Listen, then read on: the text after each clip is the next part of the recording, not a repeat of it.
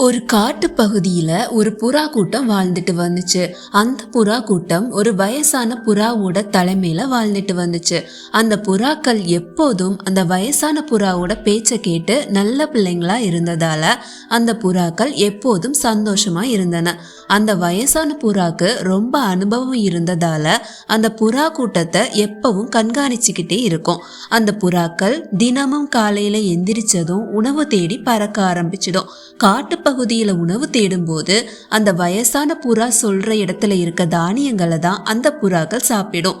இப்படி இருந்த அந்த புறா கூட்டம் ஒரு நாள் உணவு தேடி ஒரு புதிய காட்டு பகுதியில பறந்து போச்சு.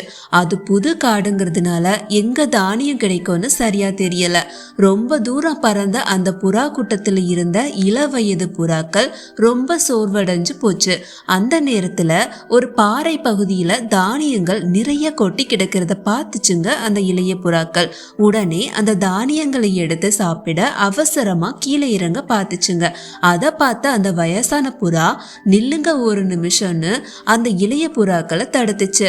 பாறை பகுதியில தானியங்கள் செயற்கையா விழுந்து கிடக்கு.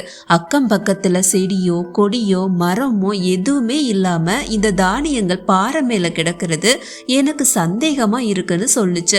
நீண்ட நேரம் பறந்து வந்ததால களைப்பா இருந்த இளைய புறாக்கள் அதோட பேச்சை கேட்காம அந்த தானியங்களை எடுக்க ஆரம்பிச்சது. திடீர்னு அந்த தானியங்களுக்கு அடியில இருந்த வலையில இருந்த புறாக்களோட கால் மாட்டிக்கிடுச்சு.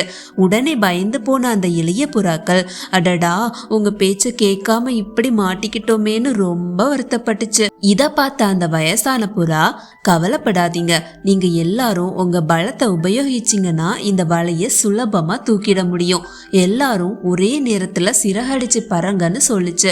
அதை கேட்ட அந்த புறாக்கள் உடனே மொத்தமா அந்த வலையை தூக்கிட்டு பறந்து போச்சுங்க. அந்த இளைய புறாக்கள் அந்த இடத்தை விட்டு வந்தாச்சு. ஆனா வலை இன்னும் கால்ல பின்னிக்கிட்டே கிடக்கே, அதை என்ன பண்றதுன்னு அந்த வயசான புறா கிட்ட கேட்டுச்சு. நம்ம வாழ்ற இந்த காட்டுல தான் எனக்கு தெரிஞ்ச ஒரு பலம் வாய்ந்த எலி வாழ்ந்துகிட்டு இருக்கு, அது கிட்ட நாம உதவி கேட்போம்னு சொல்லுச்சு. உடனே அந்த புறாக்கள் அந்த எலி கிட்ட போய் தங்களை விடுதலை செய்யணும்னு கேட்டுச்சு.